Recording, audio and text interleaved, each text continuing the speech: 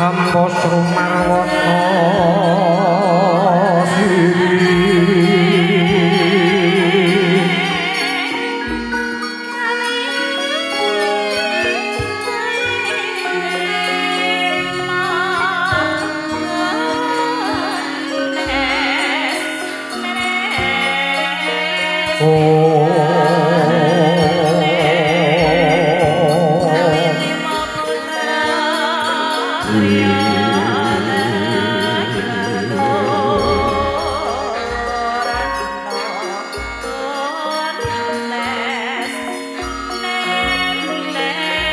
Mring sanggang para rubeksa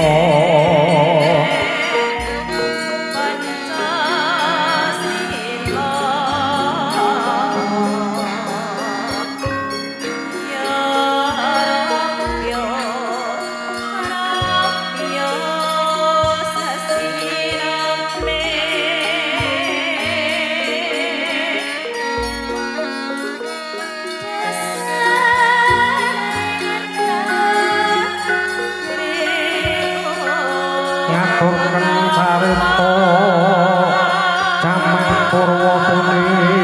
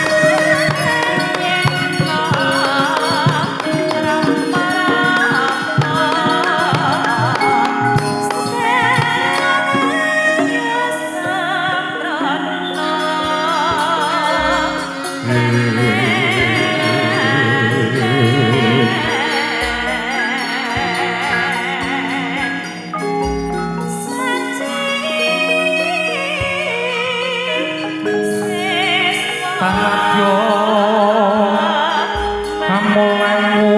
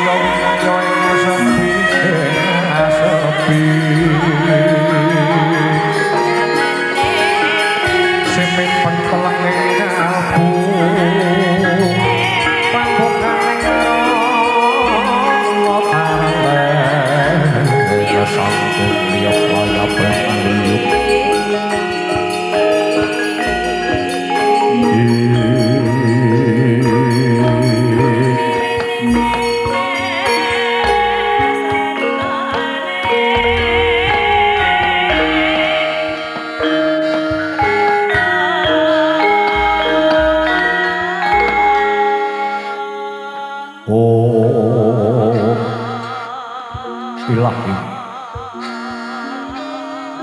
Wong ilahi awit Astu Purnama Sidam. Mastu silah pringsang ilang jagat karono. Sira tondo kawisisane bisana. Sono sinawung lan wilopo estu maksih lestantun lampah Buddha. Jinantur tutur kantula tetila tulat mrih labding paradya. Weno sintong popraman skor kanandya demi jaman urwa. Wini sudah terakikan dinomo-domo. Benar ditamang loto mangko teka mangsane Gubito. Tan murwureng ing pelambang matumpo-tumpo. Marmo panggunggung sang murweng koto.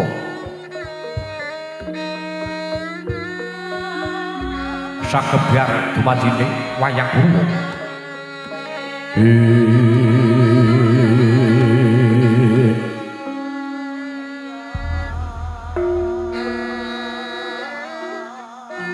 Swara Data Pitana nenggih negari Kunding kakang Padi Dasa Murwa.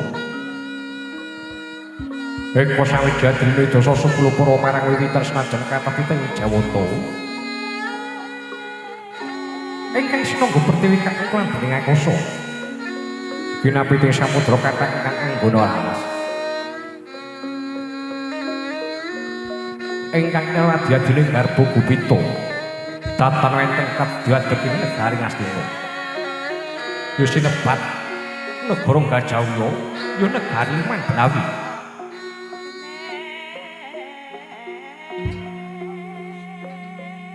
Bebasan ngopi negara satus datan bisa ngaturaken kali sewetan jangkep sedasa. Negara kang panjang junjung pasir pangkila Jinawi. Gemah Ripakarta Tonto Turya Raharja.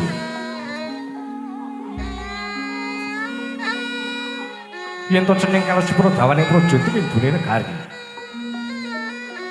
Panjang tegese dawa pocapane arep ngambar kuncarani. Negara ing antasa dadi kembang kidunge bangsa manca karo kasusura gelurah Bukawastra.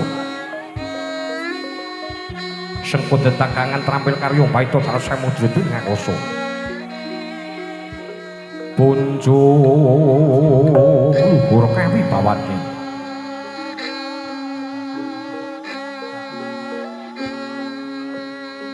Ugering bebrayan urip tembayatan samat sinamadan daya dinayan. Satemah datane rasa asul ugering derajat endhek dhuwuring pangkat lan sugih miskin ing kadonyan.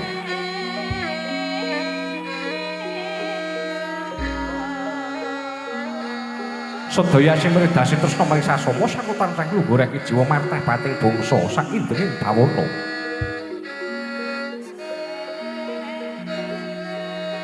Pasir tegese samudra. Negara kinembong segara sugih sungkapan asupitan mengku bandar nageng. Dadya sarana sumbering pangupu buka lan ya lajeng pusuring nakuda dhateng layar. Wukir tegese iku gunung. Luswara kemawewu pinangku gunung bebanjengan Tlaga Miyang Sendang. Dadya sumbering toya benawi pinara-nara angleni wana cangkrama sawame yang pategalan.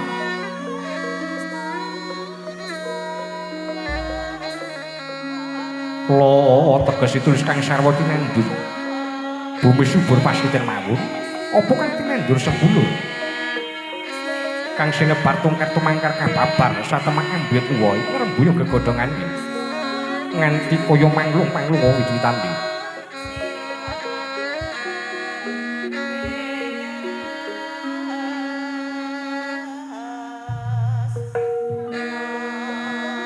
Sarta para nayaka Samyo Haprasetya wana kumbanging gunung.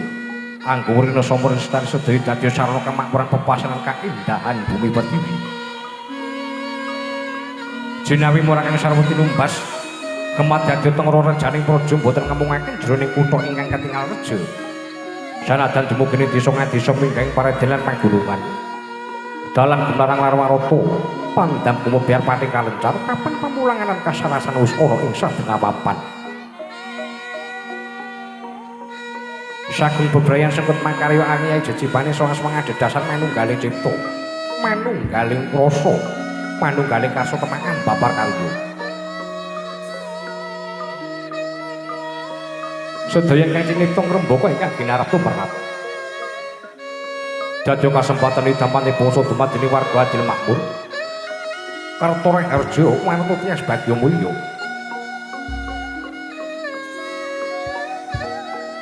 Pripakan sami lampan dagang nglusilu datan ana kendhati. Candhak kula ora kuciwa dadi nukulumi ora keslure ayah ing tirta narpada lebet. Tanono sang sayane dedalan dasar wong sapraja padha guyub rukun tumandang karya. Sayek saiko praya.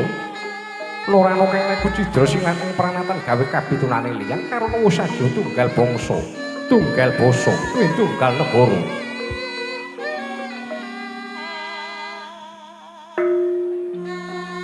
Karta mengkurdi ayem tentrem nikmat pumat satata niki awit kanthi suka lira lan nego manut ing pranata tetep ing sesanggeman paugeran.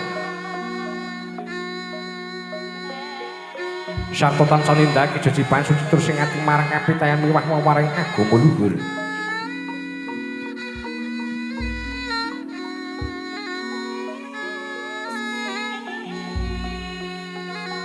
Tata racak para warga sarwa sembada gesangna cukup ing Boko Westra. Wis mulang kasarasan sarta kambulan kabagyaning keluarga caturwarga.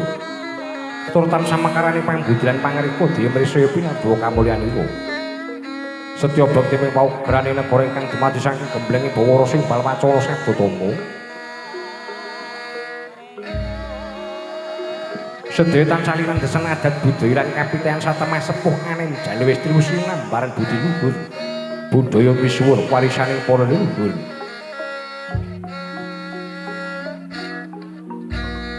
Raharja tebing parang muka lebet para tamtama bintoran perwira kang wis padha panggul senjata. Tulusing prasetya manteping dharma sarta ngantepi marang sumpahing prajurit Sabtamarga pasrah jiwa duraga moho kinaraba bela mrih tetep sembada mrih setosa wibawa adeg ing negara bumi pusaka.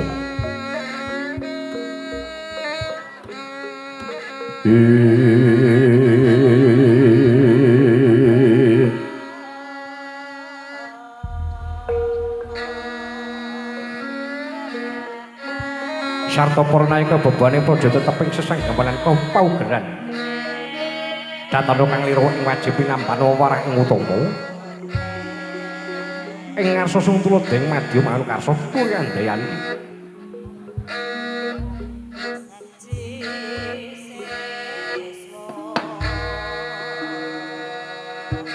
Nalendra ngastil jejuluk Sang Prabu Dastarata pasebanira nganti ingkang garwa nenggih Dewi Gentari. Rikala semanten kadhep ingkang rai nenggih Sang Patitri Gantawati ya Sang Arya Suman.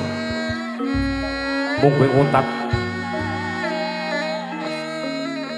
sampun ketingal prapanira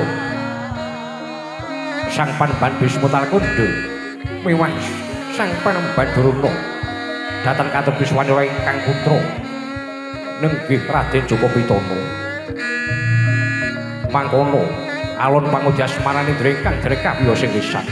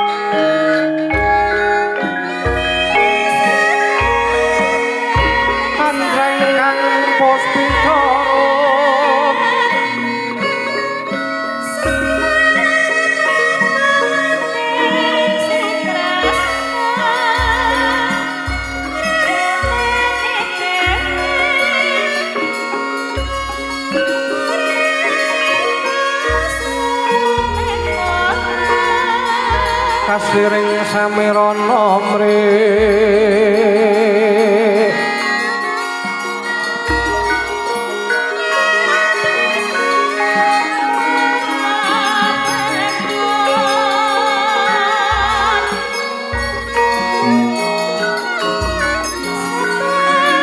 Sekar kadung pungas kandhanyiro mawe raras renaning griya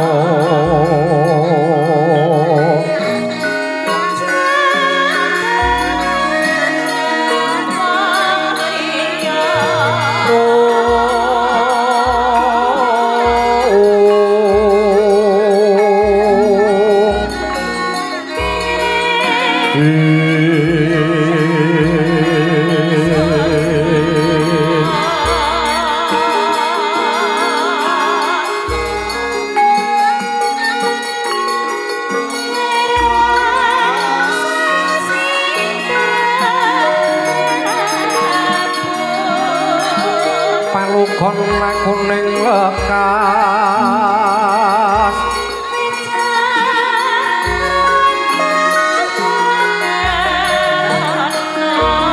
lu kita linuding kidung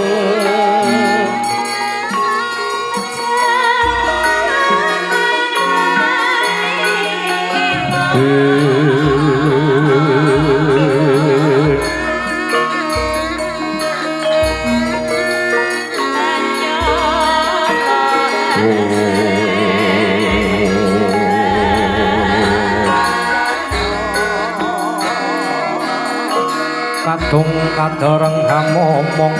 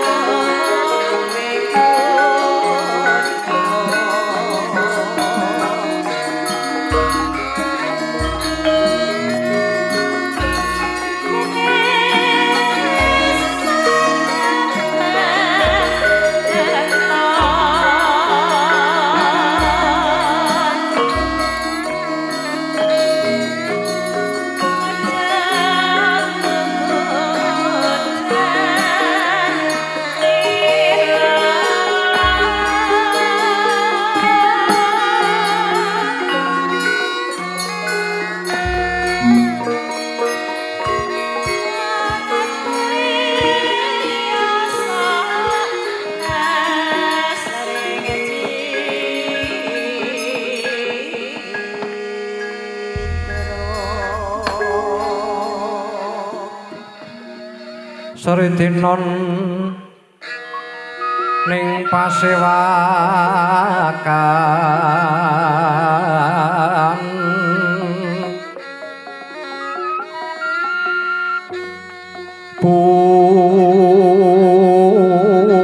busana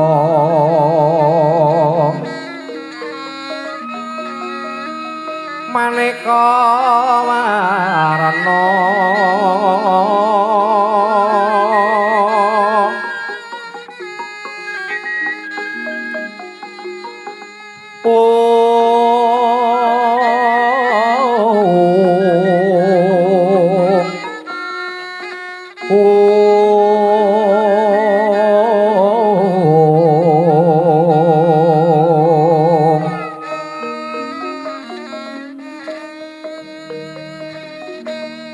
Sibak Puspi teng Udyana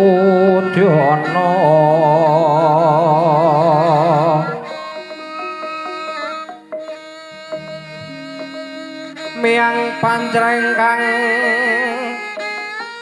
sarwara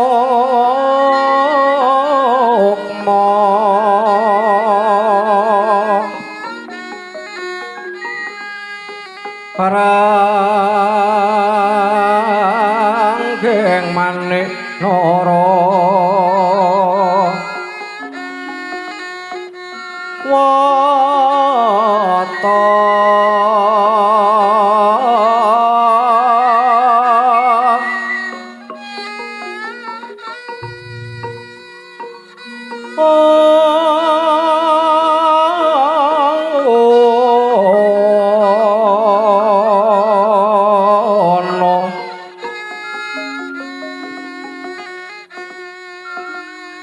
Subra Prabawanira kang sumirat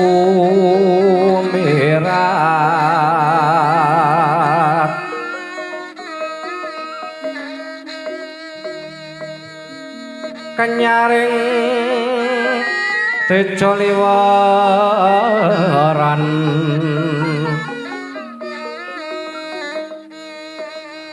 lira kilat sasiring tadi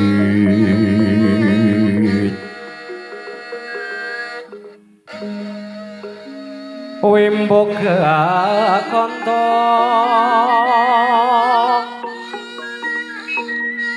mrewing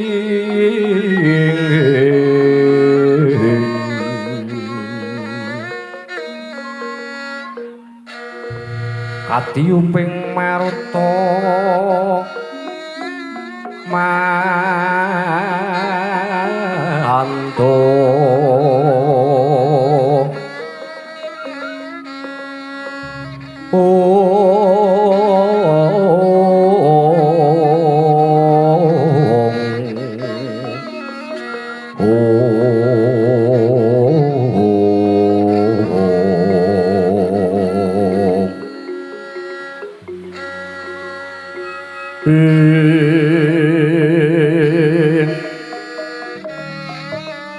separan mangambar kungas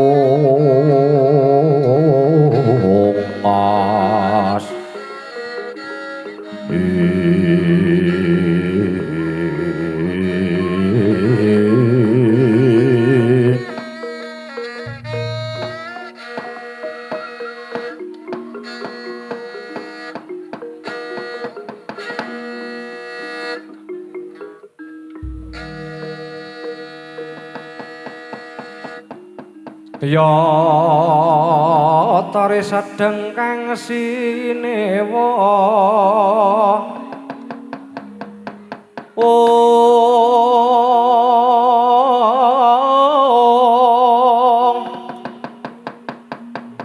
Moho Prabu Dastra Rastra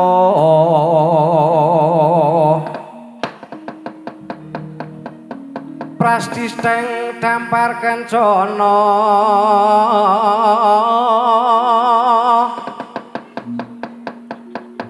asri rengganing busana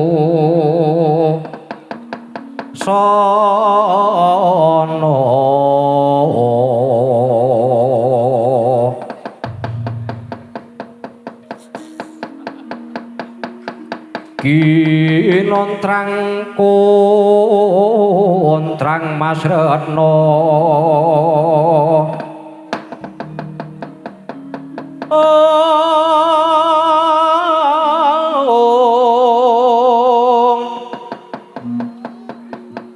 Yayayuang Bathara Kuwera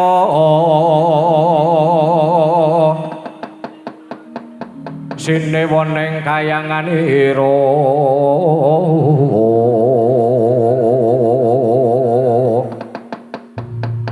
Nalendra lonang ngandika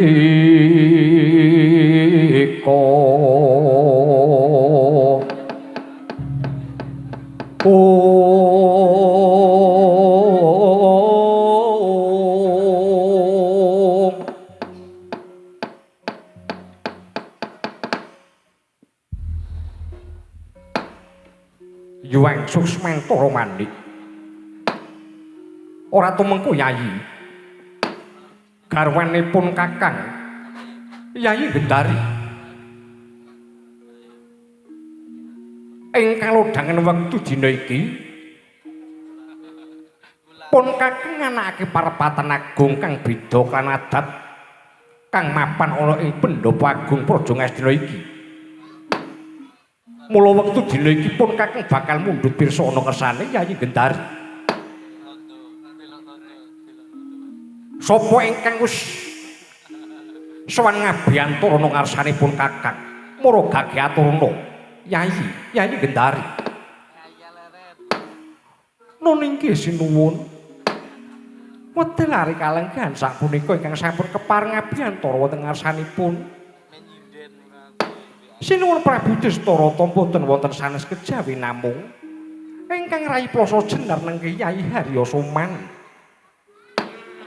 Kadherekaken ingkang raipun Panembahan Durna Sukalima miwah ingkang putra Jaka Pitana mekaten sinuwun ladalah ya. Dadi wektu dene iki kang wis sowan ngabiyantara ngarsanipun Kakang ora ana liya kejaba amuk. Bisuwane Yayi Trigantalpati lan uga Adi Durna. Lan uga anak lanang Jaka Pitana. Nun inggih sinuwun. Lah banjur bisuwane para pepundhen sapa ingkang wis kepareng abiyantara ngarsanipun Kakang. Yen to mundhut pirsa dhateng bisuwanipun para pepundhen boten wonten sanes kejawi namung Siwa Panembahan Bisma Talakanda sinuwun ladalah. Wus katon pepak andir parpatan agung ingkang mapan ana ing praja ngastuna iki Kyai Gendari mula lilanana pun Kakang bakal ngacarani rawuhing para priyagung kang wis ngabiyantara ngarsanipun Kakang Kyai Gendari kawula sumanggaken sinuwun. Ora tamangka Kyai Trigantalpati Kyai Harya Soman padha kanthi raharja bisuwane Kyai Harya Soman ana ngarsanipun Kakang Kyai Trigantalpati. Kawula nuwun inggih Koko Adipati. Awis saking pangestu paduka Koko Adipati tan manggiru beda setunggal punapa. Saderengipun paduka lenggah wonten ing dampar ageng praja Ngastina. Yektosipun ingkang Rai Trigantalpati sampun ngubar ampit wonten ing pagelaran Jawi. Sampun kula ibarataken pindhanipun pinanjer wonten satengah alun-alun. Katyuping samirana mandra kumejot kumitir acara awur maras. Nanging Koko Adipati sak sampunipun paduka miji dhateng piswanipun ingkang Rai Plasa Jenar. Pindhanipun siniram tirta Waisindu.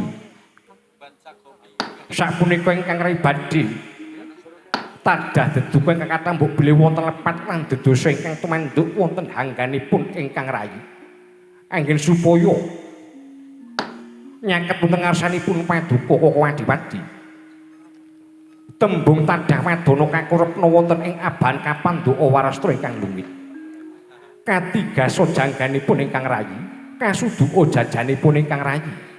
Yen to sakmangke Harya Sumantetira anggadhe kalepatan boten badhe swaling kayun nampi pidana saking ngarsanipun Koko Adipati Dastarata. Kawula inggih Koko Adipati.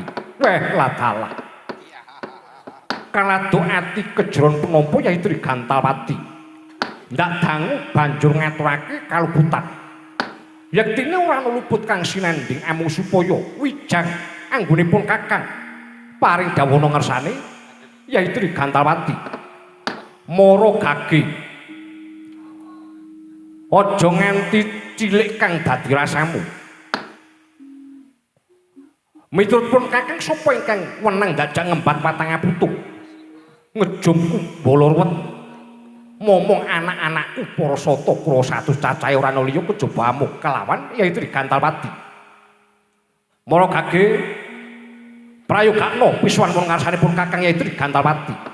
Nun inggih sampun sekelangkung prayogi piswanipun ingkang raipun Harya Soman. Namung keparenga sembahipun ingkang Rai Trigantalpati kunjuk Koko Prabu. Ya mustak tampa. Ora liwat pangestunipun Kakang Wimara Gage Tampanana. Yaitu Trigantalpati. Ketingal kula cadhong asta kalih kacancang sak pucaking weni kagayuting werda itu mapak ing jaja. Ndadosna caya nur ceh radaging kayuwanan. Mekaten Koko Prabu. Ora to mengko Yayi. Yayi Panembahan Durna Sukalima padha kanthi raharja.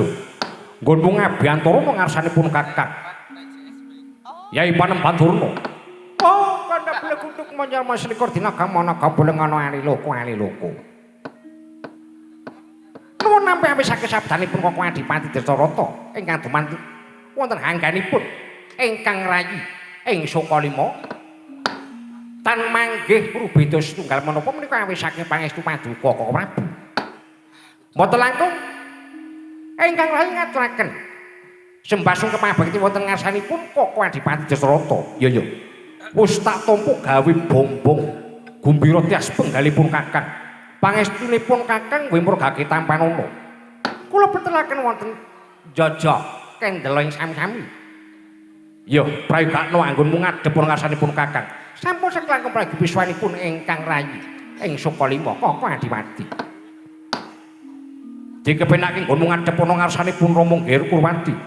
Kala nuntun inggih Kanjeng Rama Diwaji. Sampun saklangkung prayogi piswanipun ingkang putra pun Joko Pitono. Namung keparwa ingkang putra pun Joko Pitono nyaosaken sembah pabekti mugi kunjung wonten ngandhap pada Paduka Kanjeng Rama. Iya ya. Wis tak tampa liwat pangestunipun Rama murgake tampanana. Kula cadhong asta kalih kacancang sak punceng weni. Mugi dae Rudaya kasatosanipun ingkang putra pun Joko Pitono. Mekaten Kanjeng Rama. Iya. Wektu dene iki padha ngabiyantara ana ngarsanipun Kakang nang pun Kakang bakal angacarani rawuh wong atuh talkandha ranulya kejaba mung Siwa Panemban Bisma. Siwa Panemban Bisma ingkang putra Dastarata ngaturaken pambagipun krami sak rawuhipun Rama Panemban Bisma wonten ing Praja Ngastina. Jagat wasisaning Bathara Waya Jagat. Antuk pamujimu ora manggalang suwiji apa. Prataku ana ngarsamu. Amung aku ngaturake puja pangastawa muga kunjuk ana ngarsamu ya Ger. Dastarata matur nembah nuwun dene Siwa Panemban Bisma paring dedonga dhateng ingkang putra Pendastarata kasikecakna lenggah Siwa Panemban Bisma. Ya kaya wis ora kurang kepenak apa kang dadi lungguhku nang ngarsamu. Nggih Dastarata. Malah kepara wektu dina iki wong atuhmu talkandha bakal mundhut pirsa apa to baya wigatine pasewakan. Rahne sampun pepak andheswaning para nayaka bebane praja. Mara gage Babarnawa sing gati parpatan agung ana ing madyaning Pendhapa Agung Praja Ngastina iki nggih Dastarata. Anjra ingkang puspitorum kasliring samirana mrih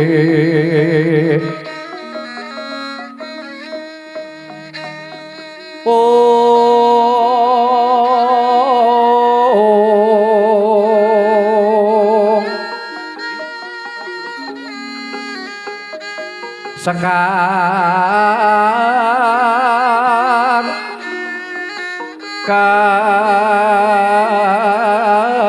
kadung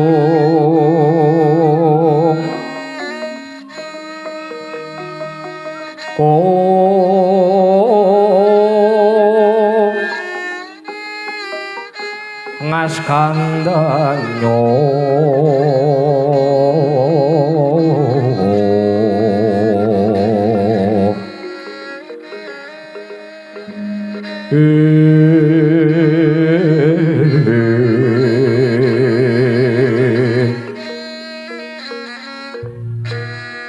maweraras retnaning ndriya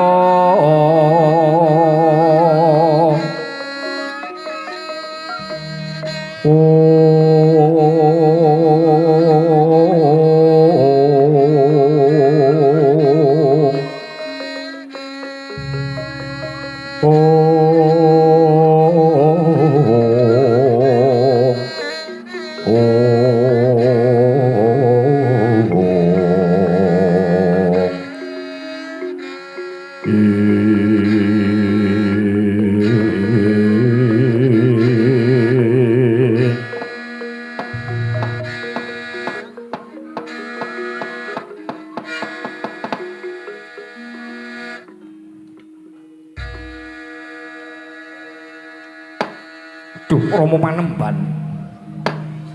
Mila Rama Panemban kula suwun rawuh wonten ing setinggil Praja Ngastina. Estunipun kula badhe ngaturaken pekabar ingkang sampun kula tampi. Awit pekabar ingkang sampun kula tampi punika sanget andadosaken kranta-ranta lasmanipun ingkang putra Dastarata Panemban. Weh ladalah. Lah banjur jeneng sira nampa pekabaran apa kang wis binarusak indenge Praja Ngastina? Inggih. Ngengeti dhateng lelampahan ingkang sampun bilih wentenipun bali sigala-gala kobar. Menika saged dadosaken kranta-ranta rasmanipun ingkang putrapun Dastarata. Pekabaran kula angandhaken ento anak-anak kula para Pandhawa gangsal cacahipun lan ugi Kyai Kunthi Talibrata kobar kabesmi dening Agni wonten madyaning bali sigala-gala Panemban. Pekabar menika saged dadosaken kranta-ranta rasmanipun ingkang putrapun Dastarata. Tegesipun ingkang putrapun Dastarata punika boten saged nuhoni menapa ingkang dados dawuhipun Nyai Prabu Pandhuswargi. Bilih kula kedah amomong atmajanipun Nyai Prabu Pandhuswargi nenggih ingkang winastan Pandhawa gangsal cacahipun Panemban. Nanging kados pundi malih Panemban? Yen to samangke ingkang putra Dastarata boten saged nuhoni menapa ingkang dados janjinipun. Ingkang putra dalasan ingkang rayai Prabu Pandhuswargi. Awit kula kajibah angemunge anak-anakku Brata Pandhawa miwah anitipaken negari Ngastina dhateng kula. Kula sampun prasangka Panemban. Benjang dumapuing wahyaning mangsa kala yen to sampun anak-anak kula Pandhawa magang diwasa. Negari Ngastina badhe kula konduraken wonten ngarsanipun anak-anak kula Pandhawa Panemban. Duh Panemban. Nanging yen to wedal sapunika anak-anak kula Pandhawa sampun sirna margalayu wonten madyaning bali sigala-gala Panemban lajeng kados pundi ingkang kedah kula tindakaken Panemban. Weh ladalah jagat wasisaning Bathara Waya Jagat. Dadi kabar mau ngandhakake yen to para putu-putuku Pandhawa lan uga Kunthi Talibrata mati kobong ana madyaning bali sigala-gala. Nun inggih Panemban. Yen to kabeh padha percaya kena nanging aku bakal matur ana kersane Kaki Prabu Dastarata. Yen to kabar mau sejatine ngandhakake yen to anak-anakku Pandhawa lan Kunthi Talibrata mati kobong madyaning bali sigala-gala, aku babar pisan ora percaya. Sababipun menapa Rama Panemban boten pitados dhateng pekabar ingkang sampun kula tampi. Yektine ingkang kobar kabesmi dening Agni dudu kok Pandhawa 5 cacahe lan Kunthi Talibrata. Aku ora percaya. Menika wonten seksinipun. Seksine sapa? Inggih Rai Klutri Gantalwadi. Sengkuni wonten timbal ngadhawuh Panemban. Kowe uga percaya apa kowe meruhi wujuding kwanda 6 cacahe mau? Inggih.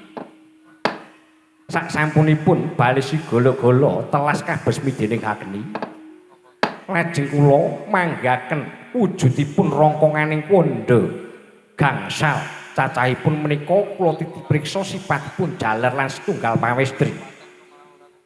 Dadi 5 rongkonganing kwanda iku mau dumadi yen to kok titipriksa sipating priya utawa sipating kakung lan siji sipating putri. Nun inggih Panemban. Kula pitados yen to sedaya Kondo ingkang sampun kula panggihaken kala wau menika mujudaken kuwandanipun anak-anak kula Pendolan ugi kang mbok Kunthi Talibrata. Kakang Durna ugi sampun pitados lho Panembahan. Durna wonten dawuh Panembahan. Kowe uga percaya yen to sejatine putu-putuku Pendolan Kunthi Talibrata mati kobong madani bali sigala-gala. Yen to pitados menika kula ugi dereng pitados saestu. Awit sipatipun Kuwanda tawi rongkonganing Kuwanda gangsal jaler lan setunggal pawestri menika kula mboten saged niti priksa menika mbok menawi mujudaken kuwandanipun anak-anak kula Pendolan ugi kang mbok Kunthi Talibrata. Yen to babagan pitados menika kula dereng pitados saestu lho Panembahan. Nanging yen to wonten pekabaran yen to ngandhakaken bilih dipun panggihaken rongkonganing Kuwanda gangsal jaler setunggal pawestri kula menika ugi sampun ngawuringani lho Panembahan. Namung nuwun sewu nembe setengah percaya ngaten kemawon. Kena kabeh padha percaya. Nanging wektu dene iki pun bakal matur ana ngersane Kaki Prabu Dastarata. Sejatine rikala semana Pandhawa iku mono bisa nyelametake uripe. Awit rikala semana miturut pekabaran kang tak tampa kaya dene Dewa Parinugraha kelawan putu-putuku Pendolan Kunthi Talibrata ana sipating garangan putih kang pari pitulungan ana ngarsane para putu-putuku Pandhawa. Lakune para putu-putuku Pandhawa kesasat mekeng kayangan Sapta Pertala. Lho. Dumugi kayangan Sapta Pertala Panembahan. Iya. Malah rikala semana awis saka kersanis pukul Nantaboga Siwijasena wis klakon dedaupan kalawan Nagagini Lestari tumeka dina iki. Lajeng kados pundi Panembahan? Banjur rikala semana para putu-putuku Pandhawa supaya nindakake tapa ngrame lakune tumekeng Praja Ngikacakra. Dene Ratu Ngikacakra ingkang renggane ora ana liya kejaba amung Prabu Baka ya Prabu Bakah ingkang karem utawa demen dahar sipating daging manungsa. Sedane para Pandhawa bakal mitulungi para kawula Ngikacakra. Rikala semana para putu-putuku Pandhawa ngeyup ana daleme Demang Hijrapa. Gancanging carita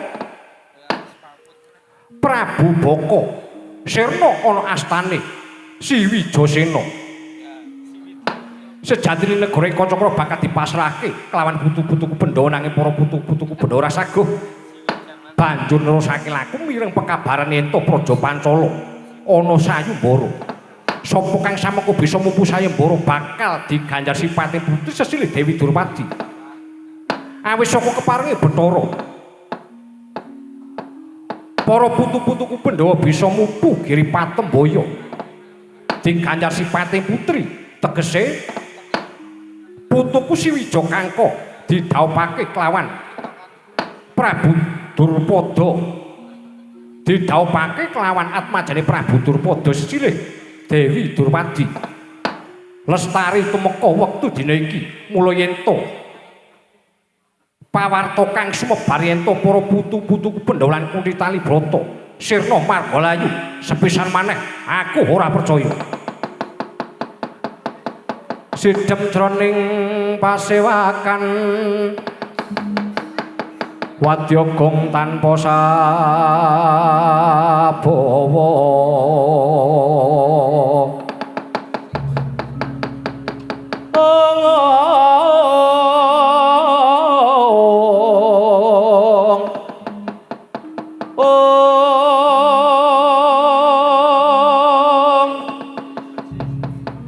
kapraban Sang Narendra Tama mangu kawunengan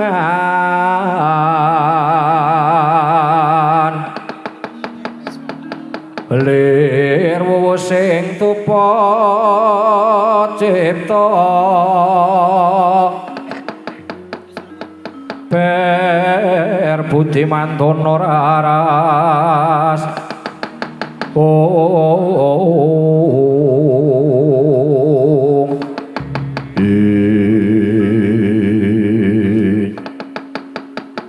nuwun sewu Kanjeng Rama Distarata kepareng ingkang putra Kurupati badhe sumlatur wonten karsanipun Kanjeng Rama diwaji ya para kagem matur nggih anakku bocah bagus Kurupati ana wigati apa yen to pekabaran ingkang dinampi saking ngarsanipun Kanjeng Hyang Talkondo menika kapraestu yektosipun sak mangke badhe wonten ingkang nguncik wetahing negari Ngastina sakderengipun sak mangke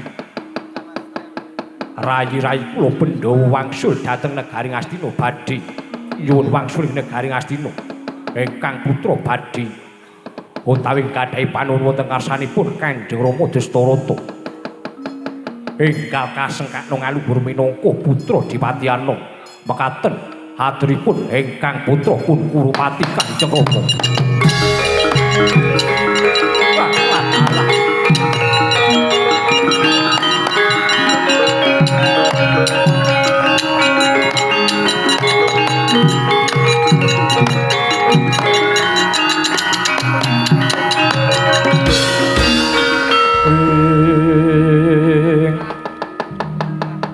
kaget risang kapirangu rinangkul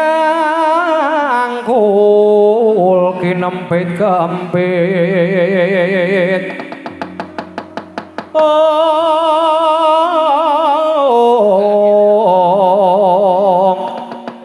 dosang renaning pawana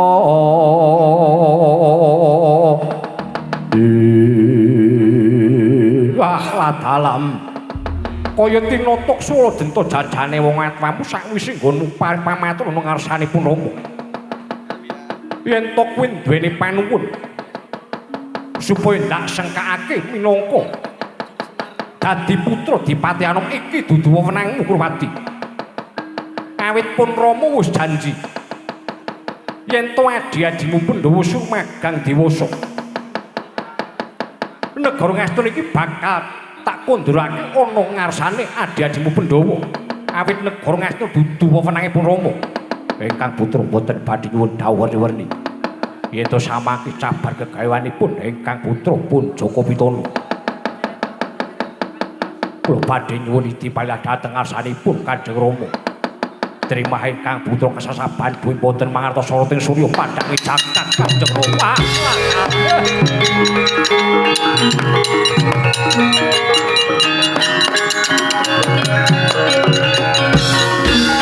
jagat wasisaning Bathara wae jagat ana lelakon kok kaya ngene iki kepiye Tri Gantalpati lha inggih menika namung nyumanggaaken paduka Koko Prabu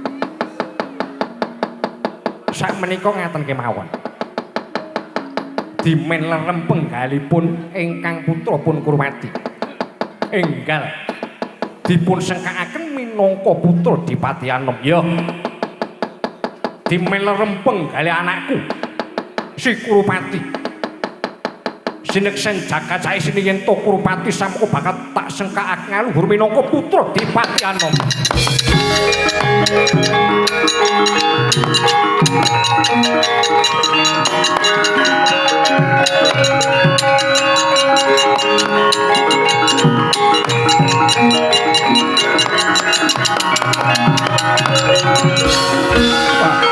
jagat wasisaning Bathara wae jagat ora tumengko Dastarata wonten timbang ngadhawuh panemban tembungku kang nyerweteh nganti kaya bedhet sewu pategalan tegese ora dipercaya kelawan para nayaka bebane praja kang mapan ing praja Ngastina iki samangke yen to ana baline putu-putuku Pandhawa supaya aku ora meruhi lajeng karsanipun kados pundi mundhak keronto-ronto rasane ngati pun Rama njaluk pamit kondur talkondo.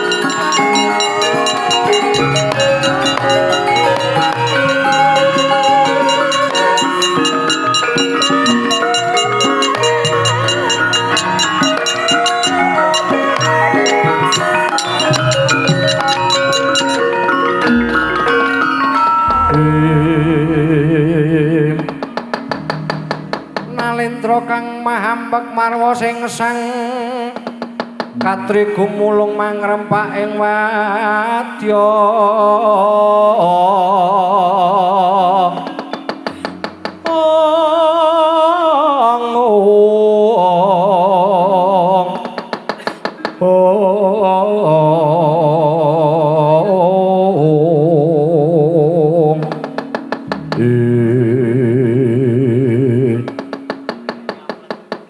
Temengku Yai Tri Gantalwati wonten timbaling ngadhawuh Padiwati semu nandhang duka siwa talkondo ora toho-toho kondur lumadhar kapiyandhem mring pertapan talkondo Yai Tri Gantalwati semu sugal kang dadi pangandikane cetha yen tawa panemban Bisma iku mau nandhang duka kelawan aku pun kersane kemawon ingkang baken putra ndika nenggih anggir Kurupati sampun kasengkaaken ngalugur minangka putra Dipati Anom nanging aku bakal nyuwun pamrayogane Yai Tri Gantalwati sakmengko yen to pekabaran kang tinampa saka ngarsane Kanjeng Watalkanda yen to anak-anakku Pendholan Kunthitali Brata kuwi isih urip samengko bakal bali pring Praja Ngastina bakal njaluk bali Praja Ngastina iki kepiye muga pamrayogamu Yai Harisuman yen to miturut wawasanipun ingkang Rai Tri Gantalwati menika cekak aos kemawon penyelak pirsa to negari Ngastina menika gadah bumi perdikan nanging tesih wujud wana menika wana ingkang gawat keliwat-liwat wingit kepati-pati yen to samangke wonten wangsulipun anak-anak kula Brata Pandhawa lan Kang Mbok Kunthi Talibrata badhe nyuwun wangsulipun wetahing negari Ngastina sakmangke prayogipun linta niki mawon wujudipun Wanamarta klaturi pitados yen to sakmangke Kang Mbok Kunthi Talibrata lan anak-anak kula Pandhawa sampun kelampah babat-babat alas yasa wujudipun kasatriyan agengipun yasa wujudipun negari tertentu sakmangke boten badhe ageng alitipun badhe nyuwun wangsulipun wetahing negari Ngastina menika aturipun ingkang Rai Tri Gantalwati Koko Adiwati Katri gumulung mangrempak ing wadya Koranda kara kagiri-giri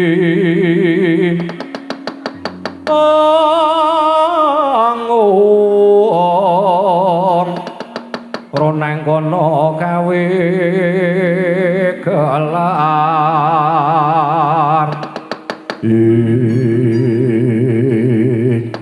sagebaning kula wau ecung nyuwawen sabda Sang Prabu Dastarata dalasan para nayaka bebaning praja ingkang mapan wonten ing Praja Ngastina.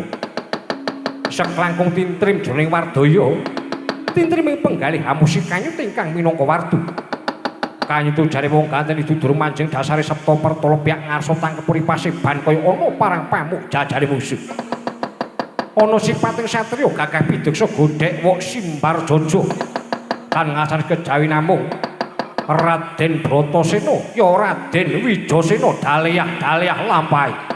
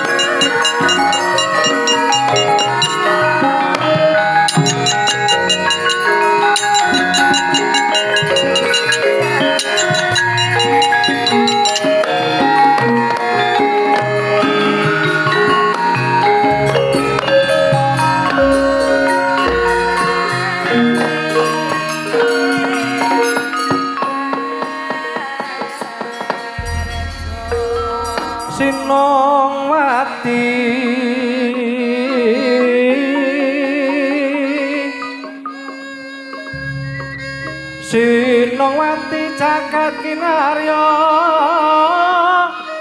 amung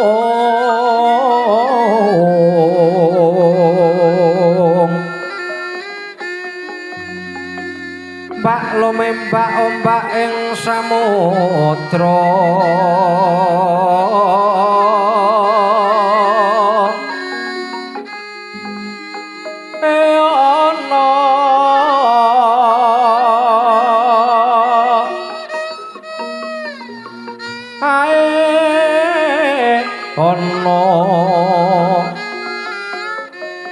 bali lumut ambrek kanggeng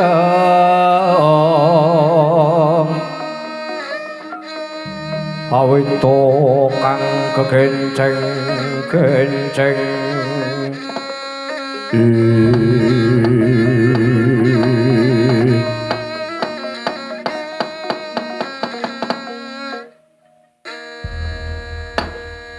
jagat wasisaning Bathara waya jagat ora temeka Yai Gendari wonten timbal ngadhewu sinuwun ing madyaning Pendhapa Agung Praja Ngastuna iki lha kok kaya-kaya ana dayuh kang temeka ana ngarsanipun Kakang Muragage matur sapa kang wektu dene iki swana ngarsanipun Kakang Yai Gendari nun inggih mboten wonten sang kejawi namung swanipun atmajanipun Yai Prabu Pandhu Swargi mboten wonten sanes kejawi namung sawanipun Sriwijasena. Sawane Sriwijasena nun inggih sinuwun. Kowe ora goro. kula mboten dora. Wah ladalah. Sengkuni wonten timbal ngadhaw kok Adiwati. Yen to bener iki ngono suwane. Anakku lanang si Wijasena ya atmajane Kyai Prabu Panduswargi. Yen to kaya mengkono nyata pranyata bener pawarta kang tinampa. Saka ngarsane wa Panembahan Bisma yen to Bendolan Kunthi Talibrata isih urip. Inggih, kula inggih pitados. Kowe wis percaya? Inggih, kula sampun pitados. Adi Panembahan Durna wonten dawuh kok Adipati. Kowe uga wis percaya yen to sejatine anak-anakku Pandhawa isih urip. Inggih, inggih, menika wonten sawanipun anak kula si Bratasena. Kula aturi dangu kok Adipati. Ya, bakal tak dangu sawane anak kula si Wijasena. Ora to mengko ngger anakku bocah Jarot, anakku bocah Sigit, anakku bocah sing gagah pideksa Wijasena. Padha kanthi Raharja Piswanmu ngarsane wakmu ngestina ngger Wijasena. Wah, awis saka pangestune Destarata bapakku. Ora ana alangan sawiji apa kang dadi piswanku ning Praja Ngastina. Basaku murkake tampanono. Ya. Tak tampa gawe Gumbira Tyas penggalipun Rama Ngastina nggih. Pangestunipun Rama Ngastina murgake tampanono tak gegem dadekake jimat paribi. Raden katon pasegan panakrami sarwahipun Raden Bratasena. Awis saka pangestune pamantri Gantalpati Widodo tekaku ana ing Praja Ngastina. Dipun sektakaken lenggahipun. Kaya wis kepenak apa kang dadi lungguhku. Oh, kandak boleh kuduk menyang Masrika Dinagamana Gapulengan anggen. Anakku bocah bagus, anakku bocah Sigit. Anakku bocah gagah pideksa. Bratasena pun bapa Sukalima ngaturake pambagi Panakrama padha becik piswanmu ngger ana ing Praja Ngastina iki. Anakku si Wijasena. Awis saka pangestune Durna bapakku. Tekaku ana madyaning Praja Ngastina. Tan manggih rubeda suwiji apa basaku tampanono. Ya tak tampa nggih tak tampa. Panjenenganipun Bapa Sukalima mergake tampanono ya kula Wijasena. Tak gegem dadekake jimat paribih ora daging kayuanan.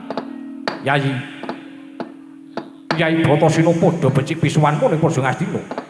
Awis saka pangestune Kurupati kakangku Widodo tekaku basaku tampanono. Ya wis tak tampa Dimas. Dikepenake nggo ngadhep ana ngarsanipun Rama. Ora ing Praja Ngastina iki. Yai Bratasena kaya wis ora kurang kepenak apa kang dadi lungguhku ana madyaning pendhapa aku Praja Ngastina iki Joko Pitana kakangku. Ora to mengko nggih. Rumangsa gragapan apa kang dadi penggalane wakmu ing Ngastina. Sakwise kuwi wektu dina iki jeneng sira swan ana ngarsane wakmu Ngastina mau wigati apa gulung. Wektu dina iki piswanku aku ngaturake pangabekti ana ngarsane Destarata bapakku. Aku niti priksa kahanan negara Ngastina kang saya katon tata titi tentrem.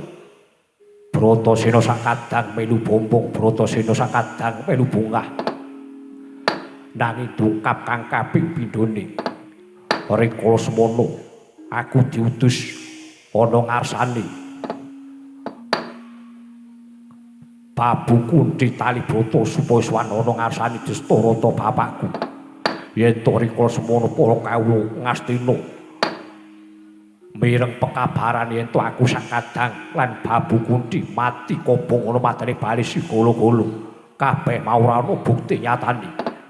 Mula wektu dina iki aku ngatonake dharma bektiku ana ngarsane Destarata bapakku awis saka pangestune Destarata bapakku aku bisa manggih kawitagdan wektu dina iki lan uga aku nampa pekabaran kang binandung utuh kang binaru sakindhing Praja Ngastina. Yen to wektu dina iki ana kang wis mbok sengkakake ngaluhur minangka dadi Pangeran Dipati ana. Ora ana liya kejaba amuk Kakang Kurupati. Tundone besok bakal dadi ratu ning Praja Ngastina ora dadi opo. Tekaku ana ngasamu sepisan maneh aja mbok anggep yen aku bakal jabel. Aku bakal njaluk uting negara Ngastina iki Destarata bapakku lah dalah. Lah kok becik temen opo kang dadi bebudenmu ya, Gir? Awit pun Rama iku mau nuhoni apa kang dadi. Tetembungan sabda Brahmana Raja ora kena mulane anggone matur, Gir. Gir Bratasena, lah iya aku wis mangerti. Mula wektu dina iki aku melu bombong aku melu bungah. Dene ana kang wis mbok sengkakake ngaluhur minangka dadi Pangeran Dipati Ana. Ora dadi baya pangapa tegese Destarata bapakku tansah migatake kan kawidagdan lan kateteman para kawula ingkang mapan ing Praja Ngastina. Mula wektu dina iki aku sepisan maneh ora bakal ngucik uting negari Ngastina. Mula lilanon aku bakal njaluk pamit kondur ing pertapan Saptawarga. Lho, mengko dhisik, Gir, mengko dhisik. Aja kesusu kondur ing pertapan Saptawarga ngono. Iku mau wis dadi pirembagan para priyagung. Para nayaka praja ingkang mapan ing Praja Ngastina. Yen to sak mengko negara Ngastina wis diregem dening kadangmu tuwa ya anakku Kurupati, nanging samengko bakal dilintoni. Diijoli kepiye? Samengko bakal diijoli wujuding bumi perdikan ingkang winastan Wonomarta. Samengko kowe Yuswa wujuding kedaton, wujuding kasatriyan, gedene wujuding negara. Apa wis kok nilakake? Aku lila lair batin yen kaya mangkono. Ora bakal kesuwen aku bakal njaluk pamit. Ana ngarsan Destarata bapakku matur ana ngarsani kang mbok kuncing tali brata ingkang mekno ngati-ati nggih Bratasena.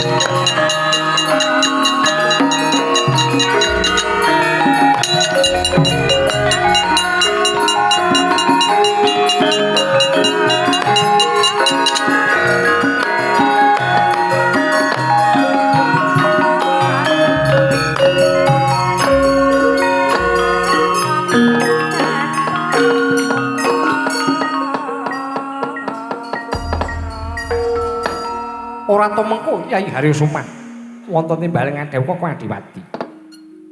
Bratasena wis budal. Samengko bakal babat alas ingkang winastan Wonomertani. Lajeng keparenganipun kok Adiwati kados pundi? Sakmengko aja wedi kang ilang. Jeneng sira tak utus supaya budalake anak-anakku Satakura supaya bebantu. Anak-anakku Pandhawa nggone babat Wonomertani. Mengkono Haryasumah terang terwaca dawuh paduka badhe kula tindakaken keparenga ingkang Rai Trigantal Pati nyuwun pamit sartanipun nyuwun tambahing pangestu. Keparenga ingkang Rai Sakarima badhe nyuwun pamit kok Adipati badhe mbedalaken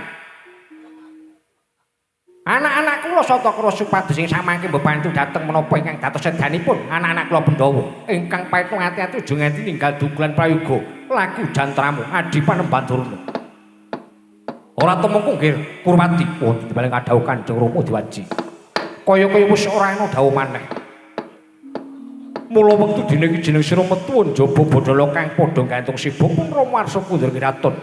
Terang terwaca sabdanipun Kanjeng Rama keparenga ingkang putra Kurupati nyuwun pamit sartanipun nyuwun tambahing pangestu bidal hari kalenggan sang punika. Kanjeng Rama diwaji. Oh, tuh. Wis puna sabdaning Sang Nata Sabda Brahmana Raja. Sabdarane pangucap Brahmana Pandhita Rajika Ratu. Sabdane Sang Nata Saklimawu Surata wong sak negara candhane Pandhawa Kresna kang tumama ning Drancang Sita hayu nganti lumebek pangandikanira. Griya kondur ngedaton jum tejas sakit dampar kencana. Ngapit gampan ingkang binunggul gading. Arsa tindak manangan den ayap manggung jadi bedha srimpi. Bocah tetangguhan Jaka Paloro Tina saking Mandra gegriya nganti ndaira Sang Nata.